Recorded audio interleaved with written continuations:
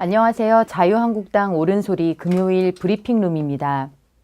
저도 이렇게 카메라 앞에 서 있지만 요즘 같은 환경에서 카메라, 즉 방송, 언론의 영향력이라는 것은 정치권의 영향력과 대등 아니죠. 사실은 비할 바가 아닐 정도로 우리 국민들의 눈과 귀를 사로잡는 강력한 수단입니다. 때문에 언론의 정치적 중립과 공정 보도는 국민들의 올바른 여론 형성을 위해서 가장 필수적인 전제이기도 합니다.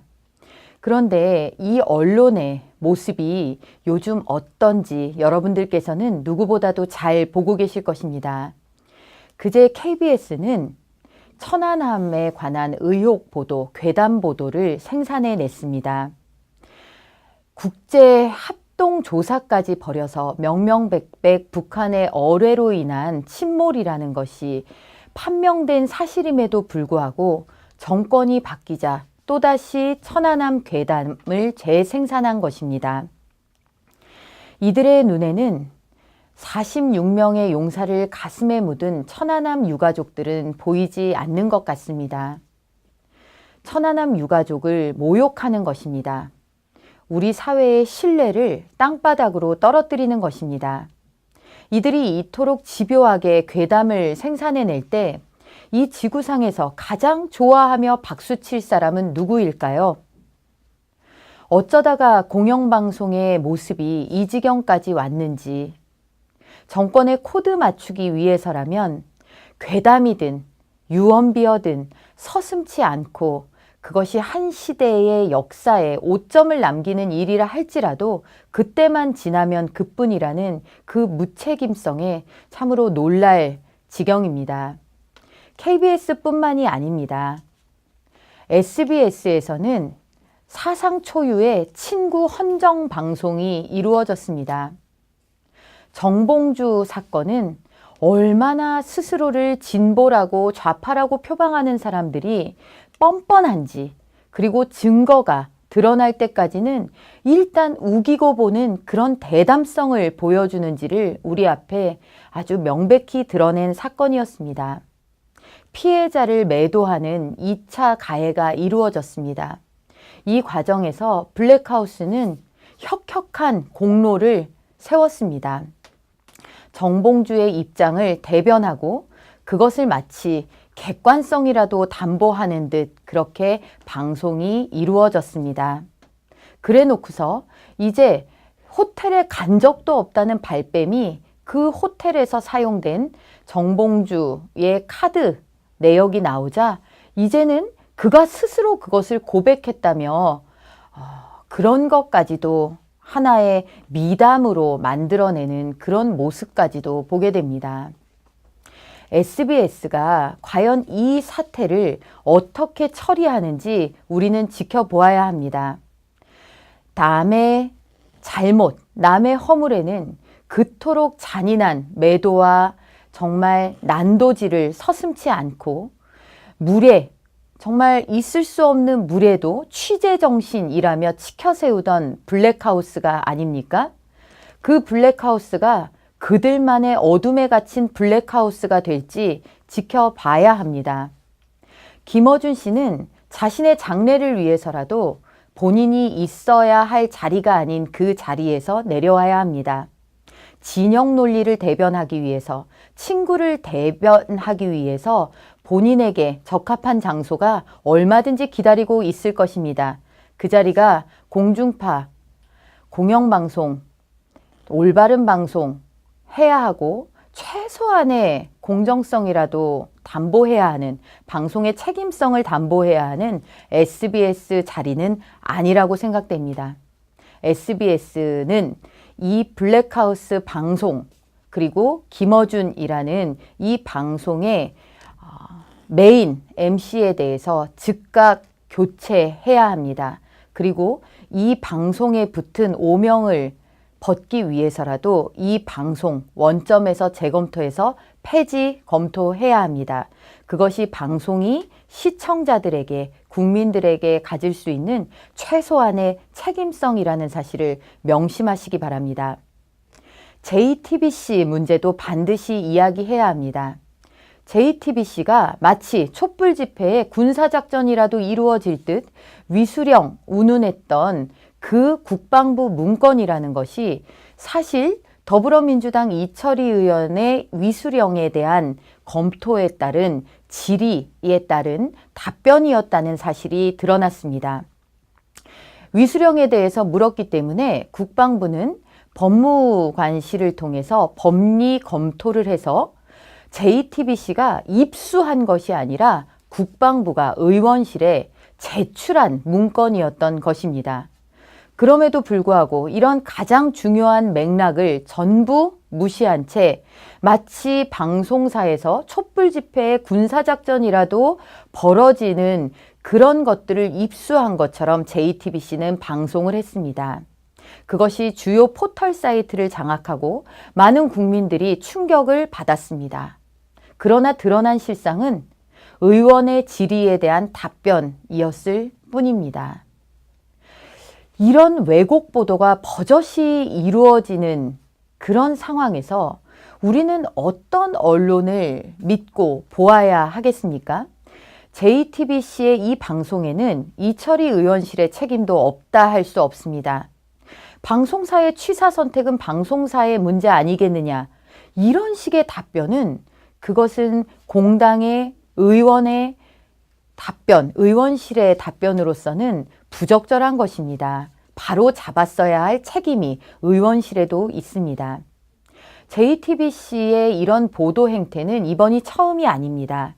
지난 사드 배치를 두고 대한민국에 한참 뜨거운 논란이 일었을 때 JTBC는 미국 저널 성조지의 기사를 인용하면서 그 원문을 의도적으로 오역해서 사드 기지 주변에 정말 소음으로 인해서 사람이 살 수 없는 그런 공포의 공간인 것처럼 방송을 했습니다.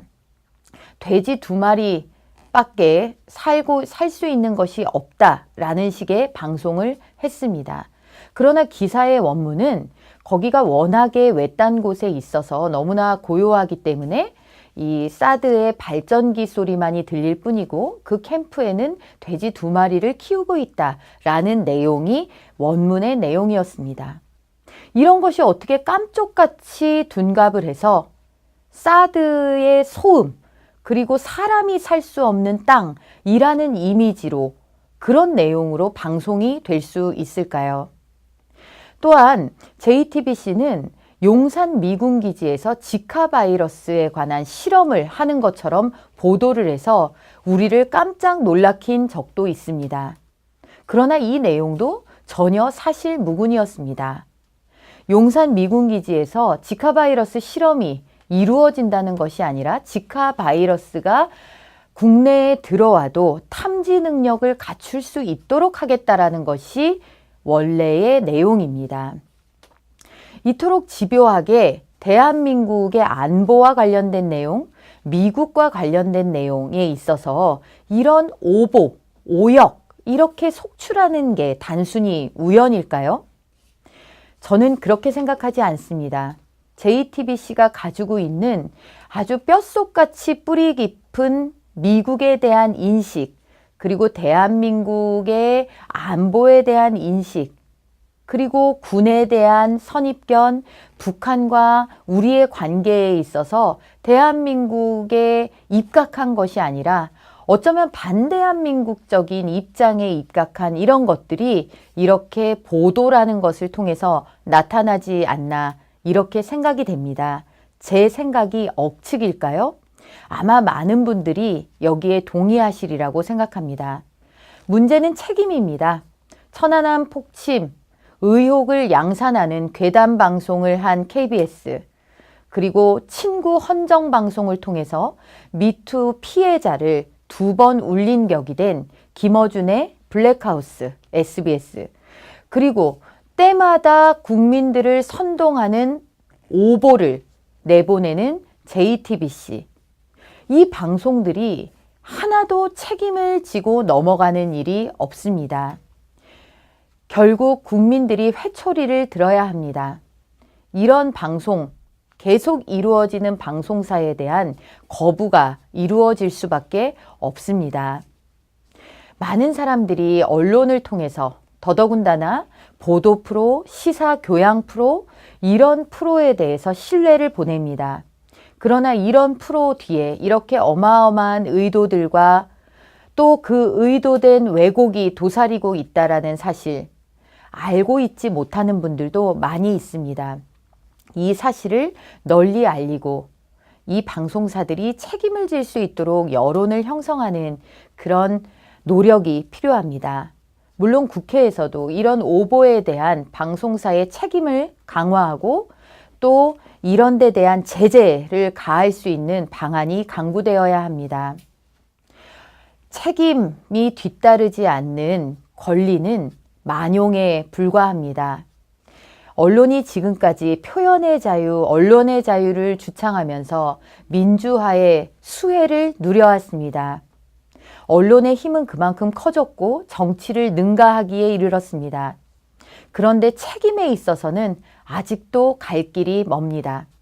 KBS, SBS, JTBC는 제가 오늘 말씀드린 이 해당 보도에 대해 스스로 책임지는 모습을 보이기 바랍니다. 국민들의 회초리를 맞는 그 순간이 오면 방송사의 운명이 온데간데 없어질지도 모르기 때문입니다.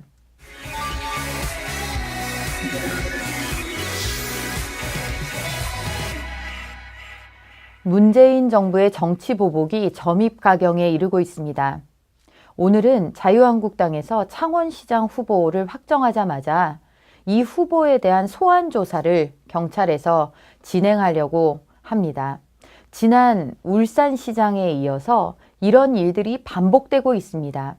아예 6.13 지방선거에 무서워서 자유한국당 옷을 입고 뛰겠다는 후보가 없어지는 날을 기다리는지 모르겠습니다. 국정교과서를 진상조사하겠다는 역사교과서 국정화 진상조사위원회는 조사 결과를 발표하면서 여기에 관여한 공무원들을 25명이나 수사 의뢰하겠다라고 밝혔습니다. 정책이 정해지고 이것을 각자의 자리에서 그 자리의 역할 때문에 수행한 공무원까지 전부 감옥에 보내려고 결심한다면 대한민국의 직업공무원제는 흔들릴 수밖에 없습니다. 자신들의 전임 정부, 자신들의 정부에서 벌어졌던 일에 대해서는 모르쇠로 일관하고 수사에 착수조차 하지 않으면서 후보자들에 대해서 가해지는 이 압력들은 어떻게 해석해 보더라도 정치 보복입니다. 야당에 대한 탄압입니다. 대통령이 말 한마디로 업무 지시로 역사교과서, 국정교과서가 버젓이 나온 것을 없애는 것은 그럼 어떻게 우리는 받아들여야 할까요? 제작에 관여한 것은 죄고 없애는 것을 대통령 말 한마디로 없애는 것은 전혀 아무런 문제가 없는 것일까요? 지필 기준을 얘기하기도 합니다. 그렇다면 이 정부에서 이 현 정권의 코드에 맞춰서 지필 기준이 자유 빼고 남친 빼고 한미 동맹 빼고 북한 인권 빼고 새마을운동 빼고 이런 식으로 속전속결로 진행되다가 들통이 난 것은 누가, 왜, 무엇을 위해서 그렇게 한 것일까요?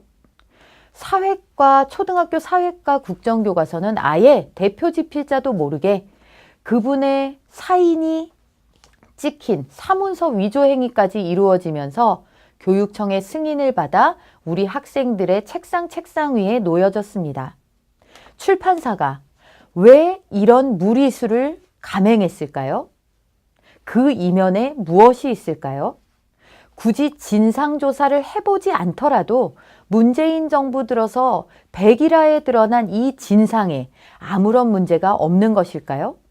지금 이 순간에도 정부의 각 부처에 진상조사, 적폐청산을 목적으로 한 진상조사위원회들이 초법적으로, 탈법적으로 운영되고 있는데 이 죄는 나중에 어떻게, 누구를 향해 물어야 할까요? 그들은 이 순간에 서지 않을까요? 역사는 되풀이되고 반복됩니다. 정치 보복의 역사는 불행히도 정치 보복의 역사를 부릅니다. 탄압의 역사는 탄압을 부르고, 그리고 직업 공무원제를 흔들고 이렇게 공무원 사회를 공포 정치로 밀어넣는 것은 결국 민심 이반을 낳을 수밖에 없습니다. 문재인 정부가 자신들도 불행해지는 길, 그리고 결과적으로 대한민국 역사를 한 발자국 또 후퇴시키는 길을 지속적으로 가고 있습니다. 이번 지방선거야말로 이 길에 제동을 걸 수 있는 그런 유일한 기회 중에 하나입니다. 국민 여러분들께서 지금 벌어지고 있는 현실을 명백히 보시고 국민들이 행복하기 위해서 문재인 정부가 잘못된 것은 고칠 수 있는 기회를 만들어 주시기를 간곡히 부탁드립니다. 이번 지방선거는 문재인 정부의 안보 파탄, 경제 파탄, 그리고 사회주의로의 개헌, 그리고 이토록 광풍으로 몰아닥치는 불행한 정치 보복의 고리를 끊을 수 있는 그런 계기가 되어야 합니다. 어려운 시기이지만 뜻있는 국민들이 힘을 모으고 한 사람 한 사람을 설득해 나간다면 반드시 이루어질 수 있는 길이 될 것이다 라고 생각합니다. 결국 국민들께서 이 나라를 지키고 지탱해 주실 수밖에 없습니다. 자유한국당은 어려운 여건이지만 더욱 분발하면서 이 폭주를 막아내는 일에 앞장서도록 하겠습니다. 이상 한 주간 브리핑 룸이었습니다. 다음 주에 찾아뵙겠습니다. 감사합니다.